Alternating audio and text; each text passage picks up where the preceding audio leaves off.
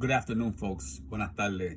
This is Julio with his daily chats, which was starting and not going to end because of the campaign. We ran in this District 15 race because we wanted to raise issues.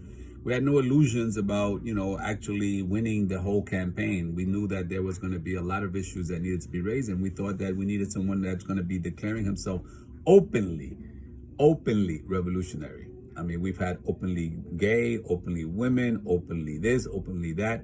But this is the first time that openly revolutionary declares himself for running for office in the poorest congressional district, which we thought was the best to be able to say, because you need something very revolutionary to change this.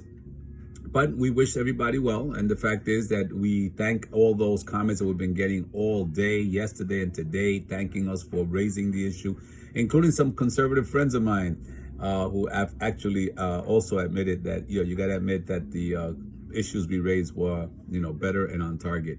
So thank you for your well wishes. Thank you for everybody who gave time to this campaign, whether it's with physical time, you made a donation, you sent us a prayer, gave us well wishes, you gave out one flyer, you gave out one card. Whatever you did, I want to thank you, because it was one bullet shot towards developing the wisdom of a district that definitely needs it bad. And we put ourselves out there, and I want to thank this core group of mine, man. I love you guys, man. You guys will be with me for the rest of whatever your time and my time is, because we got a lot more to do. And I also want to raise the issues that we raised, that we were the ones that were responsible for lowering the number of petitions. People don't know that. Check our site and check out what we wrote, the press releases we wrote, the only ones that went on after the governor on that, and we got it down and we got it ended earlier. We were the ones that raised the issue of the Jones Act, La Ley de Cabotaje in Puerto Rico. Why we got so much support in Puerto Rico? Because of the issues that we came across. People recognize that. The fact that we raised the issues of NYCHA and, owner-occupied developing equity overnight, if that's done. Gave concrete plans on how that's done. Talked about MTA. Talk about auditing, those budgets. Talk about having people on the board that represent the community, not, interests outside of us. We talked about even the critical issues of AOC endorsing a candidate here without interviewing any of the other progressive candidates, never mind the revolutionary one here, moi.